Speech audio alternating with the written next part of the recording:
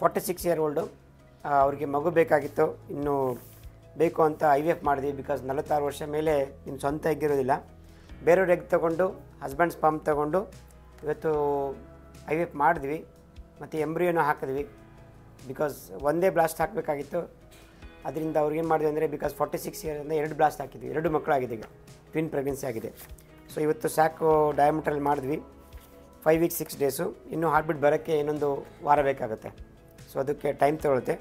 May be next week ಬಂದರೆ ಇನ್ನೂ ಗೊತ್ತಾಗುತ್ತೆ, ಅಥವಾ ಒಂದು 2 ವಾರ ಬಿಟ್ಕೊಂಡ್ಬಿಟ್ಟು ಬಂದರೆ ಹೆಲ್ಪ್ ಆಗುತ್ತೆ.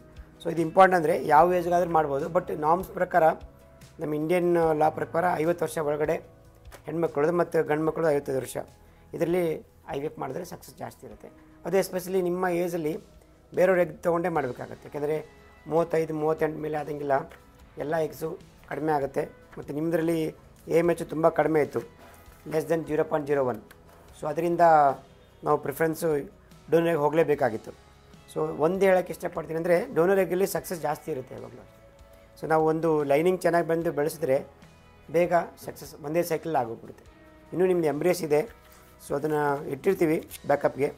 ಸೊ ಅದನ್ನು ನೀವು ಆಮೇಲೆ ಇದು 2 ಮಕ್ಕಳು ನೋಡೋಣ ಏನಾಗುತ್ತೆ. 9 ತಿಂಗಳು ಡೆಲಿವರಿ ಮಾಡ್ಕೋಬೇಕಾಗುತ್ತೆ. ನೀಟಾಗಿ ನಿಮ್ಮ ಊರಲ್ಲೇ ಹೋಗ್ಬಿಟ್ಟು ದಾವಣಗೆರೆ ಹೋಗ್ಬಿಟ್ಟು ತೋರಿಸ್ಕೊಂಡು ಅಲ್ಲೇ ಡೆಲಿವರಿ ಮಾಡ್ಕೊಂಡು